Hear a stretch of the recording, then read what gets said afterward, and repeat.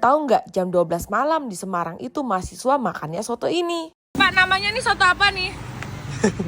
Kalau orang bilang sih soto Yesus ya. Kenapa namanya soto Yesus? Mungkin karena depan gereja jualannya. Marah nggak kalau dibilang soto Yesus, Pak?